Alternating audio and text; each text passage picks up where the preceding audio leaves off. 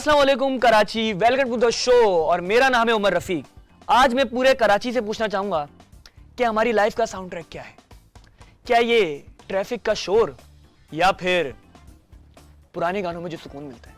आय हाय, लेकिन छोड़ें, आज की रात जो हमारे मेहमान हैं, मेहमान कदरदान मेजबान, जो कि इस टाइम इतने वायरल चल रहे हैं कि आप पूछे नहीं। हर गाना इनका वायरल चल रहा है, ट्रेंड पे चल रहे हैं बिल्कुल। पर अफसोस हम समर जाफरी को नहीं बुला सके, लेकिन हमने उनसे भी बड़ा आर्टिस्ट बुलाया है जो कि है दरोश म्यूजिक।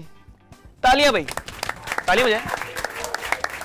सर अस्सलाम वालेकुम। सर वालेकुम अस्सलाम। कैसे हैं सर आप? मैं बिल्कुल ठीक, आप कैसे हैं? खैरियत? मैं अल्लाह का शुक्र। सर मैं कैसे बताऊं, मैंने कितने पापड़ बेले हैं आपको बुलाने के लिए। नहीं नहीं, बिग फैन ऑफ ताबिश आशिक। उन्होंने मेरा फोन नहीं उठाया तो फिर मैंने कहा मैं आपका उठा लूँगा। तो सर सबसे पहले मैं आपकी लाइफ पे जाने से पहले ना, आपकी सिंगिंग करियर पे जाने से पहले मैं ये पूछना चाहूंगा कि ये जो नाम है दारोश या दरोश, पहले तो आप मुझे बताएं, मुझे प्रोनाउंसिएशन नहीं पता। अच्छा, इसकी प्रोनाउंसिएशन वैसे दारोश है, बट क्योंकि स्पेलिंग दरोश लगती है तो most of the people call me दरोश। अच्छा, तो इस वजह से थोड़ा सा ये रहता है कॉन्फ्लिक्ट के दरोश, तो मैंने भी उस चीज़ को इतना क्लैरिफाई करना छोड़ दिया। आपका नहीं ख्याल इस चीज़ पे कि इतनी कॉम्प्लिकेशंस के बाद नाम ही चेंज कर देना चाहिए? मैंने कोशिश की थी, लेकिन ये नाम इतना यूनिक था कि ये मेरी पहचान बन गई किसी हद तक, तो मैंने इसको चेंज करना मुनासिब नहीं समझा। ये तो है भाई, ये तो है, नाम तो यूनिक है, इसमें कोई शक नहीं।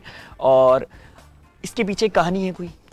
कहानी तो नहीं है, बस मेरे वालिद साहब जो हैं उनको कुछ यूनिक नाम रखना था बच्चों का। तो क्वालिटीज़ तो यूनिक आई नहीं, पर नाम रख लिया तो कुछ स्टैंड आउट करने की कोशिश करते हैं अभी भी उस नाम की बेस। भाई वालिद साहब को सलाम कि उन्होंने इतना खूबसूरत नाम रखा। ऐसा नाम है ये जो आज मैंने पहली बार सुना है, पर बहुत अच्छा लगा सुनकर।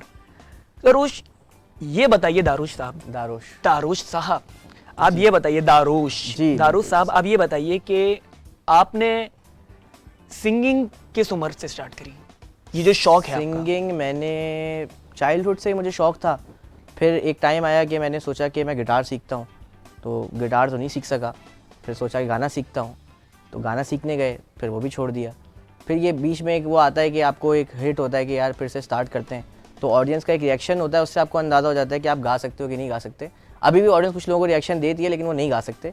पर फॉर्चुनेटली मुझे लगता है कि मैं थोड़ा बहुत गा सकता हूँ, बहुत ज़्यादा नहीं पर थोड़ा बहुत।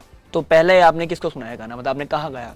वॉशरूम में या फिर? शुरू में तो PNCA एक होता था काउंसिल पहले, तो वहाँ मैं सीखने गया।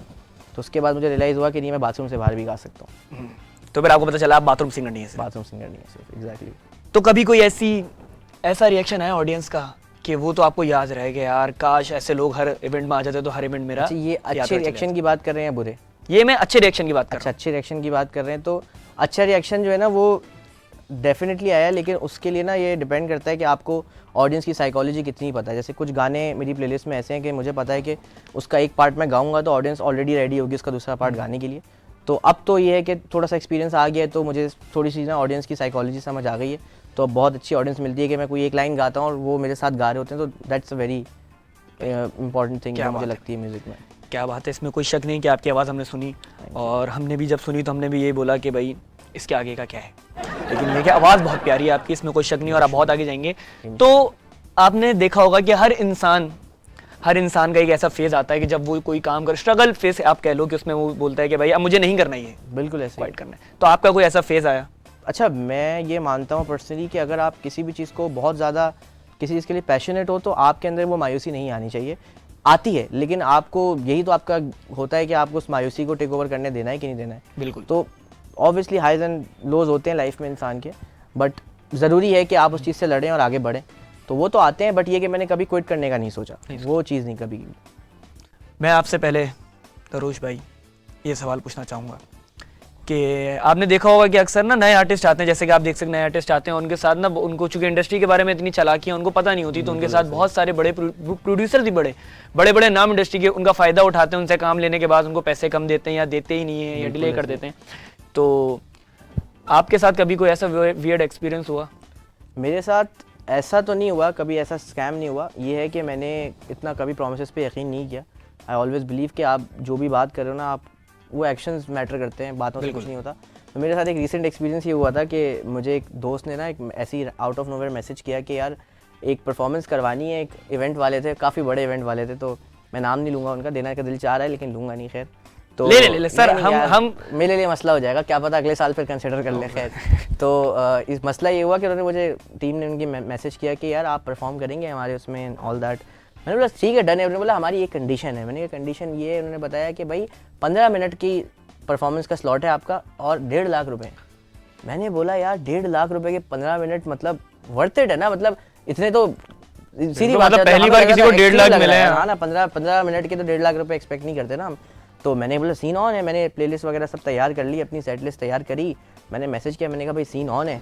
फिर उसका मुझे व्हाट्सएप पे मैसेज आता है, फॉरवर्डेड मैसेज, जिसमें कोई उनकी मैनेजर थी जिनका था कि जल्दी से दारोश को बोलो 1.5 लाख रुपए मेरे अकाउंट में ट्रांसफर करे ताकि मैं उसका स्लॉट बुक कर दूँ। तो फिर मैंने रियलाइज़ किया कि वो मांग नहीं रहे, वो मांग रहे मुझसे, दे नहीं रहे। 1.5 लाख रुपए मांग रहे। तो फिर उसके मुझे रियलाइज़ हो गया कि नहीं ये भाई तुम्हें हमने हायर किया, 1.5 लाख दो भाई, क्या मतलब। हाँ एग्जैक्टली। तो फिर मुझे हुआ कि मुझे पॉडकास्ट में आ जाना चाहिए, बेहतर है वहाँ दे दूँ 1.5 लाख। तो आप मेरी पॉडकास्ट में, आपकी पॉडकास्ट में। पर इन्होंने अभी तक 1.5 लाख दिए नहीं है, पर हम इनसे इंशाल्लाह रिकवर करेंगे शो के बाद। खैर आगे बढ़ते हैं। आप मुझे बताएं कि ऐसी कौन सी चीज़ है या कौन सा इक्विपमेंट है, जो कुछ भी हो सकता है, जो आप किसी भी शो पे जाते हैं परफॉर्मेंस से पहले वो लेके जाते हैं, उसके बगैर तो कुछ नहीं बोल सकते। अच्छा, मैं वैसे यूजुअली जो अपने साथ कैरी करता हूँ वो बेटनासॉल के टैबलेट्स होते हैं, क्योंकि वो इंस्टेंट गले को ना सही कर देते हैं। कभी ऐसा होता है कि भाई 2 शोज़ एक साथ आ गए, 2-3 इवेंट्स आ गए, तो गला जो है वो काफ़ी ज़्यादा थक जाता है। और ट्रैक लगा के गाने वाला हमारा हिसाब है नहीं कि गाना पीछे चल रहा है और हम आगे गा रहे हो, तो वो थोड़ा सा होता है, क्योंकि हमें लाइव बिल्कुल गाना होता है, सामने ही ऑडियंस होती है, तो वहीं जज कर लेती है वो। तो अगर ऐसे कोई भी प्रॉब्लम हो तो मेरे पास मोस्टली या तो स्टेप्सिल्स होती है या फिर मेरे पास गले की कोई ना कोई दवा होती है। तो आज अब लाए ना वो? हाँ लेके आए। बिल्कुल चेक कर लेगा एक बार अपना। ये बताइए अब थोड़ा सा ना, हम थोड़ा लाइटर मूड पे चलते हैं कि यार बहुत ये आर्टिस्ट की बातें हो गई हैं। बिल्कुल। हम बात करते हैं कि कभी आपके, अगर हम टीन एज पे जाएं और जब आप सिंगिंग का, आपने शायद सिंगिंग शुरू की होगी, करते होंगे उस वक्त, तो कभी किसी दोस्त ने ऐसे उठ के बोला, अबे यार बस यार, और उस बात पे आपकी लड़ाई हुई उससे कि नहीं सुनना तो बाहर जाओ, वो बोले भाई मेरा ही घर है। नहीं ऐसी लड़ाई नहीं हुई, लेकिन मुझे आप क्या बुढ़ा बोलना चाह रहे हैं आप? टीन एज मतलब 16 to 17 ईयर्स। नहीं, मैं तो अभी भी अपनी यंग एज में ही हूँ। दिल जवान होना चाहिए इंसान, दिल जवान होना चाहिए। बिल्कुल। मैं ये सोचता हूँ कभी कभी कि जितने भी पाकिस्तानी आर्टिस्ट हैं, कुछ लोग जो हमारी ऑडियंस आप कह लो आवाम है, मैंने ज़्यादातर आज के दौर में ही देखा है, बल्कि आप थोड़ा पहले से ही ले लें, कि वो ना अप्रिशिएट नहीं करती आर्टिस्ट को बिल्कुल। कोई भी आगा, और आर्टिस्ट भी ऐसे हो गए हैं, आवाम तो हमारी है ही है, आर्टिस्ट भी ऐसे हो गए हैं कि अगर आप उनकी तारीफ कर दो तो वो आगे से बोलते हैं आई नो। मतलब आप थोड़ा बोलो कि अगर आप उन फैंस की वजह से, उन लोगों की वजह से ही उन्होंने ही आपको बनाया, अगर वो आपको सुने ही ना तो फिर आप क्या है, आप बाथरूम में ही गाते रह जाएंगे। अप्रिशिएट नहीं करते लोग अब उस चीज़ को ना, आर्टिस्ट अप्रिशिएट नहीं करता जब उनको कॉम्प्लीमेंट किया जाता है, तो ये हो गया ये।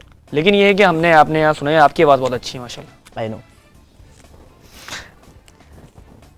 बट ये सवाल मेरा ये था इस पे कि कभी कोई ऐसा फैन मिला हो आपको, बिल्कुल वियर्ड फैन, कि आप बोले यार जिंदगी में कभी ऐसा फैन मिला नहीं मुझे, कौन आदमी है, पागल है, पता नहीं क्या है इसने, मतलब कोई ऐसी हरकत कर दी हो जो वर्स्ट हरकत हो आपकी। कभी रास्ते में गाड़ी से, उस गाड़ी के सामने आ गया हो, गिटार तोड़ दिया हो आपका, या मतलब गले लग गया हो, छोड़ नहीं रहा है, मतलब प्यार हो गया उसको आपसे, मेल हो या फीमेल हो, जो भी हो। नहीं फीमेल होती तो मैं बता देता, लेकिन मेल भी नहीं है ऐसा कोई। खैर, कहने का मकसद ये कि ऐसा अभी तक मोमेंट आया नहीं, क्योंकि मैं यूजुअली बहुत ज़्यादा ऐसे एक्ट करता नहीं हूँ ना, कि अभी आपके साथ ही बैठा हूँ, तो वैसे तो कोई और होता तो बात भी नहीं करे शायद, लेकिन मैं कर रहा हूँ।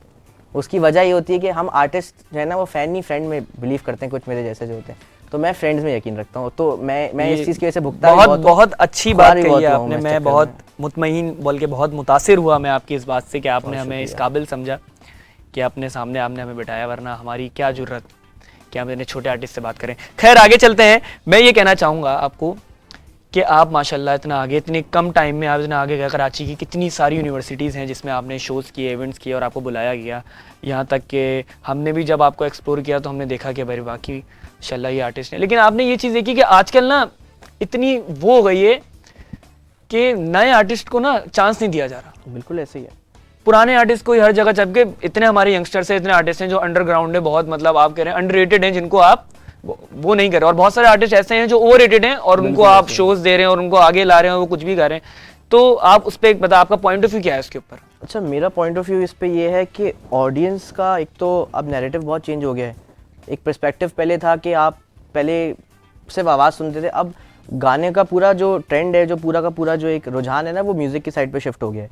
इसकी वजह से प्रॉब्लम ये है कि अब यहाँ से बैठ के मैं किसी भी आर्टिस्ट के ऊपर कोई क्लेम नहीं कर सकता छोटे बड़े का, क्योंकि एज फार एज उसको ऑडियंस सुन रही है तो आई थिंक वो एक सब्जेक्टिव मैटर है, तो उसमें मेरा एक ओपिनियन हो सकता है मगर मैं उस ओपिनियन को किसी के ऊपर फोर्स नहीं कर सकता। तो पुराने नए सिंगर्स का ये है कि जिसको ये चीज़ समझ में आ गई कि वक्त के साथ कैसे बदलना है तो वो आज तक परफॉर्म कर रहे हैं। आतिफ असलम को आप देख लें, और ऐसे कितने हैं जो नहीं कर पा रहे, जो कि उनसे पुराने हैं, उनके साथ के हैं। तो ये it's a matter of time and adapt करने वाली बात है कि आप क्या सीख रहे हैं वक्त के साथ और आप कैसे उस चीज़ को अपने काम के साथ चला रहे हैं, ये चीज़ है बस। बिल्कुल, मतलब ये एक सीधा आपने एक जवाब दिया है कि अगर कोई आर्टिस्ट ये जानता है कि उसको दौर और जनरल और ट्रेंड के हिसाब से कैसे चेंज होना है तो आप मेरे ख्याल से आर्टिस्ट जब भी ग्रो कर सकता है। बिल्कुल। और आपका मतलब क्या यॉनरा है कि आप पुराने गाने ज़्यादा पुराने सिंगर्स को ज़्यादा सुनते हैं या नए सिंगर्स को ज़्यादा सुनते हैं, वेस्टर्न ज़्यादा सुनते हैं या पाकिस्तानी सुनते हैं? और मतलब आप ये बताएं कि मतलब पुराने और नए सिंगर फ़र्क है, चूँकि आजकल अब वो एक चीज़ आ गई है, क्या कहते हैं उसको, ऑटो ट्यून लोग यूज़ कर रहे हैं। मतलब ऑटो ट्यून के बगैर तो वो जैसे दरोश म्यूज़िक, लेकिन ऑटो ट्यून लगा ले तो फिर तो मोहम्मद रफ़ी। तो आप मुझे बताइए कि आप क्या सबसे पहले तो कि पुराने और नए में क्या फ़र्क? मज़े की बात है आपने फिर गलत नाम ले लिया दरोश, पर चलें खैर कोई बात नहीं। कहने का मकसद लोगों को याद भी नहीं रहेगा ना वो तो नाम, कोई मसला नहीं है, गलत या नाम तो खैर कोई बात नहीं। तो कहने का मकसद ये है कि ये जो नए और पुराने सिंगर की जो एक बहस होती है, पुराने सिंगर वही बात है कि कुछ बहुत अच्छे नए सिंगर्स हैं जिनके एटीट्यूड्स भी अच्छे हैं, पर कुछ होते हैं ना कि जैसे कि अब कोई नई होस्टिंग शुरू कर देता है तो अब उसको सवाल नहीं आते तो वो कुछ भी पूछ लेता है, तो अब हमें मजबूरन जवाब देना पड़ता है। वैसे ही कुछ सिंगर होते हैं कि भाई बड़े सिंगर की परफॉर्मेंस से पहले उसका गाना गा दिया, अब अगर तुम आतिफ असलम से पहले आदत गा दोगे तो आतिफ असलम क्या गाएगा। और यहाँ पे आवाम का मसला क्या होता है, आवाम शुरू कर देती है कंपैरिजन। जैसे अभी इसके बाद लोग बोलेंगे भाई दारो ज़्यादा अच्छा बोल रहा था, तो आपको कैसा लगेगा, अच्छा लगेगा नहीं लगेगा ना। तो वैसे ही जो बड़ा आर्टिस्ट होगा उसको भी अच्छा नहीं लगेगा, जब छोटा आर्टिस्ट के ऊपर आगे से लोग बोल देंगे भाई उसने अंदाजे करम हावी से अच्छा गाया, तो अब हावी बोलेगा यार कि इसमें मेरी क्या गलती है, अगर मैं तो अपना गाने आया हूँ, कोई मुझसे पहले गा के मुझे जो है वो एक करके चला गया, तो वो एक बड़ा प्रॉब्लम हो गया है। नए आर्टिस्टों का ये प्रॉब्लम आ गया कि वो they are full of themselves, उनको लगता है कि उनको सब पता है। तो अब मेरा जो जॉनर था शुरू से वो थोड़ा सा क्लासिकल की साइड पे ज़्यादा था, क्योंकि मेरा ये मानना ये है कि जब भी आप म्यूज़िक में एंटर करते हैं, स्पेशली जब आप पाकिस्तान इंडिया के हैं, इस एरियाज़ के हैं जहाँ पे ये पर्टिकुलर म्यूज़िक होता है, तो वहाँ पे आपकी बेस ज़रूरी है कि क्लासिकल से फॉलो अप हो, इतना ना हो कि आप बैठ के जो है वो पूरा आप शुरू हो गए और आप वो उस कमरे से बाहर नहीं जा रहे, बस आप वही कर रहे हैं। तो मेरा पर्सनल ये है कि आपकी बेस क्लासिकल सेमी क्लासिकल की होनी चाहिए, फिर आप चाहे वर्सेटैलिटी में कोई भी जॉनर को टच करते हो आपका अच्छा ही होगा वो ऑब्वियसली वो चीज़। तो ये होता है, मेरा तो पर्सनल ये है कि सेमी क्लासिकल पर्सनली फेवरेट है। वो तो ठीक है, पर आपका जो है आपने ये जवाब नहीं दिया कि वो जो लोग ऑटो ट्यून यूज़ करते हैं। ऑटो ट्यून मैं जान के इस सवाल को स्किप कर रहा था, वही मैं देख रहा था, वही देखो मैं भी इस्तेमाल कर सकता हूँ, कुछ पता नहीं सर आपको ऑटो ट्यून की कोई ज़रूरत नहीं है। Thank you so much. खैर तो ऑटो ट्यून का जो कॉन्सेप्ट है वो ये है कि लोगों को ऐसा लगता है कि भाई कोई भी गाएगा, अब आपकी आवाज़ पर ऑटो ट्यून लगा दूं, क्या पता आप बिना उसके भी अच्छा गाते हो, क्या पता उसके साथ भी आप अच्छा नहीं। मैं नहीं गाता सर, मैं नहीं गाता। वो तो खैर मैं एक वो बात कह रहा हूँ, वो तो एक जनरल बात कह रहा हूँ, लेकिन ये होता है कि ऑटो ट्यून का एक बहुत बेसिक सा फ़र्क होता है कि वो आप किसी की आवाज़ को बस थोड़ा सा इम्प्रोवाइज़ कर देते हैं, थोड़ा सा उसकी इंप्रूवमेंट आ जाती है आवाज़ में, बट ऐसा नहीं होता कि कोई कुछ भी गा रहा है तो वो उस पर लगा नहीं। आजकल कुछ सिंगर ऐसे होते हैं जो ऑटो ट्यून ही वो एक ऑटो ट्यून को ही बिजनेस बना लिया। वो उन्होंने क्या किया कि वो एक जो पिच शिफ्ट वाला सीन आ गया कि वो पूरी की पूरी कुछ भी गाएंगे तो वो ऑटो ट्यून को पकड़ के पिच पे लेके आ जाएगा, लेकिन वो कब तक चलेगा, कभी ना कभी तो आप उसमें फंसोगे। कितने आर्टिस्ट हैं जिनके साथ ऐसा हुआ है, बिल्कुल ऐसा ही हुआ। तो वो लाइव शोज में गाते हैं, लाइव शो में कहीं ना कहीं या कोई वीडियो डालोगे तो कोई आपको ट्रोल कर देगा। तो जरूरी है कि आपको इतना गाना आता हो कि आपके सामने कोई अगर खड़ा होकर बोल रहा है कि आपका ये गाना है तो आप वो अपना गाना तो गा सको, कम से कम अपना ही गाना नहीं गा पा रहे तो फिर क्या सिंगर हो आप, ये चीज़ नहीं होनी चाहिए। हमारा अगला सेगमेंट है रैपिड फायर। सही, तो आपने जल्दी जल्दी वन वर्ड में आंसर देना है, जवाब देना है फटाफट, हमारे पास भी टाइम नहीं ज़्यादा, ठीक है। तो आप ही बताइए कि ऐसा कौन सा आर्टिस्ट है जिससे आप कोलैब करना चाहते हैं? शफ़क़त अमानत-अली, पाकिस्तानी पूछ रहे हैं ना? जी जी, वो आपके ऊपर है। अरिजीत सिंह, फिर तो अरिजीत सिंह, उन्होंने तो सिंगिंग छोड़ दी। नहीं, उन्होंने सिंगिंग छोड़ी, बॉलीवुड छोड़ा है। बॉलीवुड छोड़ा है, वो भी यही चल रहा है, कह रहे हैं हम इंडियन गाने नहीं गाएंगे। अच्छा ठीक है, आप ये बताइए कि कौन सा आर्टिस्ट है जिसको ऑटो ट्यून की जरूरत नहीं है? शफ़क़त अमानत-अली, राहत फ़तेह अली खान। आगे जाके आप अपने आगे 10 साल में अपने आप को कहाँ देखते हैं आप? मैं अपने आप को अच्छे स्टेज पे देखता हूँ, ओरिजिनल्स के साथ, जैसे कि अभी बैठे हैं एक परफॉर्मेंस। हाँ, स्टेज बस स्टेज नहीं है लेकिन अच्छी आप जगह, उस अच्छी जगह कंफर्टेबल जगह है, सोफा अच्छा लगा मुझे। कोई ऐसा मोमेंट कि आप बोलें कि भाई इस मोमेंट पे आके बस अब मैंने मतलब अब मैं म्यूजिक खत्म कर रहा हूँ, अब हो गया जो हो गया, अब शौक के लिए कर रहे हैं, मतलब अब मैं अपनी ज़िंदगी में कहीं और लगाऊंगा? हाँ, वो अभी 5-10 मिनट पहले एक सवाल मुझसे पूछा गया था, तो वो सुन के वो मुझे ऐसी एक फीलिंग आई कि बस मैं अपना टाइम अब कहीं और लगाऊंगा। नहीं, मैं मजाक कर रहा हूँ। ऐसे जो लोग टकराते हैं ना कभी कभी, जो आपको ये पूछते हैं कि भाई गाना तो गाते हो, उसके अलावा क्या करते हो, मतलब ये तो ठीक है पर काम क्या करते हो, तो फिर अब आप मजबूर हो जाते हो कि आप अपना मोबाइल निकाल के उनको फिर आप बैंक बैलेंस दिखाओ, क्योंकि जो कि ना हो तो नहीं दिखाते हम, इसलिए हम चुप हो जाते हैं। तो आप काम क्या करते हैं? तो बस यही, ये बताया तो मैंने आपको अभी कि हम दिखा देते हैं कि भाई नहीं है बैंक बैलेंस। ठीक है, तो आप अभी दिखा सकते हैं? जीरोज में बता दें, जीरोज में अगर आप बताना चाहें। मैं आपको डॉलर्स में बताऊँ या आप हमें वही जो हमारे जो पाकिस्तानी इन्फ्लुएंसर्स ऐसे बताते हैं कि भाई दुकान पे जाओ, 2 ऑल्टो के हिसाब से बताते हैं। 2 ऑल्टो के हिसाब से 1 ऑल्टो। 1 ऑल्टो कौन सी वाली, नई वाली पुरानी? 70 CC. 70 CC. Oh my God, मैंने अपनी बाइक का नाम ऑल्टो रखा है। ऑल्टो। भाई रैपिड फायर का सेगमेंट यहाँ इख्तिताम पे जाता है।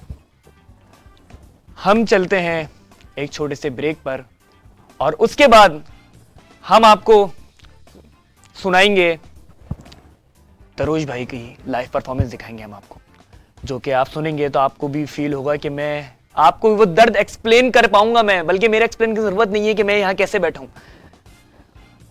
उससे पहले एक छोटा सा ब्रेक लेते हैं, ब्रेक के बाद आपसे मिलते हैं। Will be right back.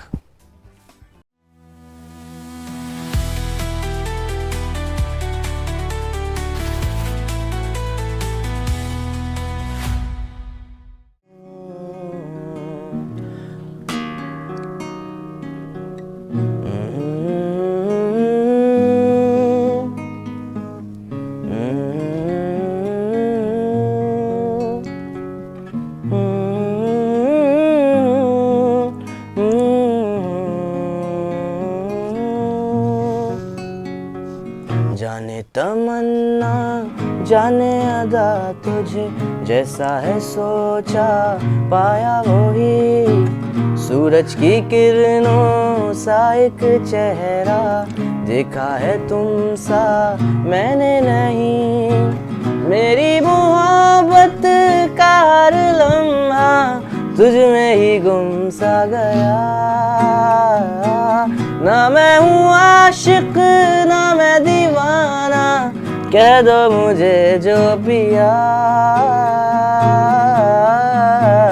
तेरा मेरा है प्यार अमर, तू चाहे तो कदमों में सब रख दूं, ये जीवन क्या अगर मांगे तू, मेरी जान नजर कर दूं, तेरा मेरा है प्यार अमर, नूरे जहां और नूरे मोहब्बत दोनों जुड़े तुझसे पिया, पागल या जोगी मुझको कहो तुम, हाँ मेरा इश्क सबसे जुदा, तेरी ही खातिर लूं 100 जन्म में, चाहे हो जो भी भला, ना मैं हूँ आशिक ना मैं दीवाना, कह दो मुझे जो पिया, तेरा मेरा है प्यार अमर।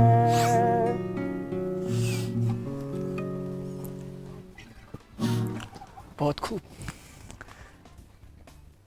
इमोशनल हो गए आप सब। खैर तो नाज़रीन, अब हम बताना चाहेंगे आपको कि हमने आपको ब्रेक से पहले कहा था कि दरोज साहब गाना गाएंगे। चले गाना स्टार्ट करें। तो इससे पहले क्या था? गाना था जी।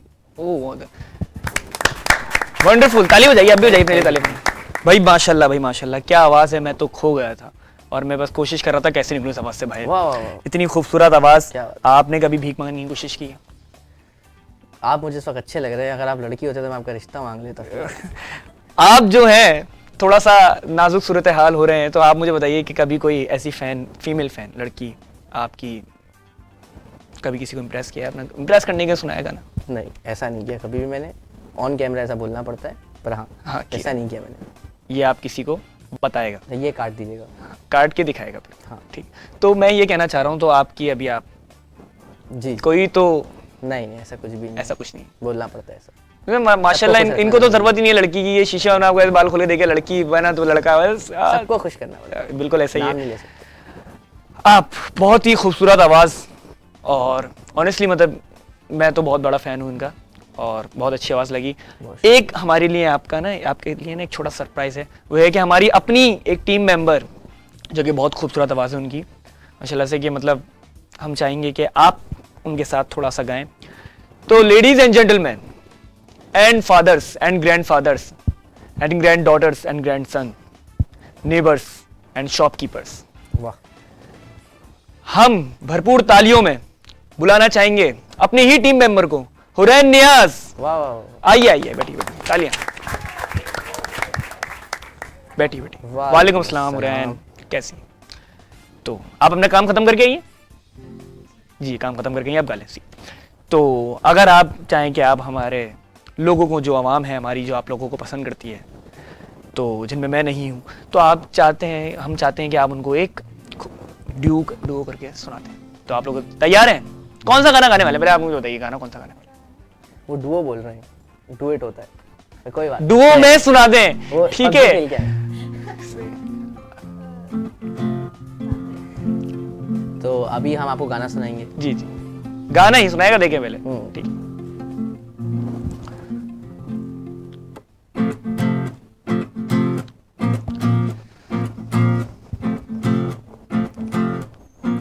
होना था प्यार, हुआ मेरे यार, होना था प्यार, हुआ मेरे यार, आए नजर चेहरे हजार, होना था प्यार, हुआ मेरे यार, तेरे दिल के शहर में घर मेरा हो गया, हो गया। सपना देखा जो तुमने वो मेरा हो गया, हो गया। डूबे तो यूं जैसे हो पार, होना था प्यार, हुआ मेरे यार, होना था प्यार।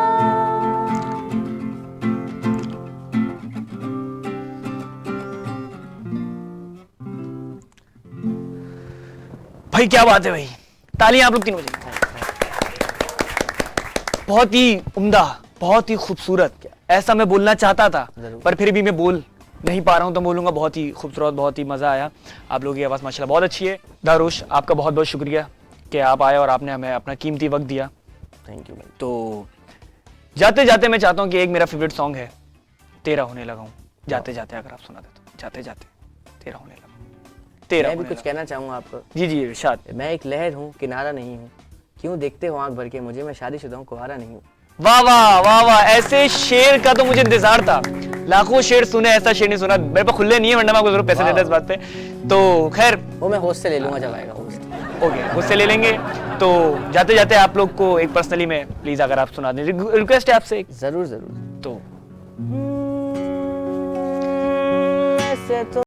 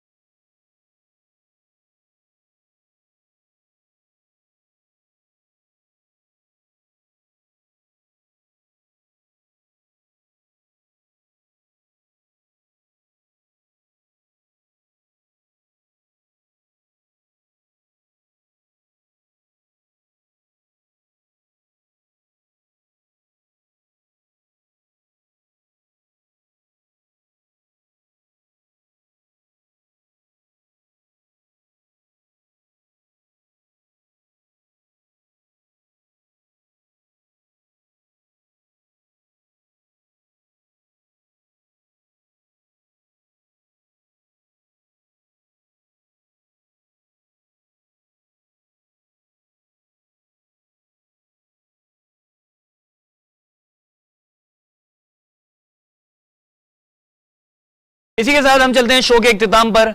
बहुत बहुत शुक्रिया, बल्कि भरपूर शुक्रिया, बल्कि बहुत ज़्यादा शुक्रिया आपका कि दरोश साहब आप आए, दारोश साहब, आप आए और आपने Thank you. जो है हमें इस काबिल समझा कि आपने हमारे साथ बैठ के बात करी। इसी के साथ मिलते हैं नेक्स्ट शो में। देखते रहिए Karachi world from BU TV। अस्सलाम वालेकुम व रहमतुल्लाह।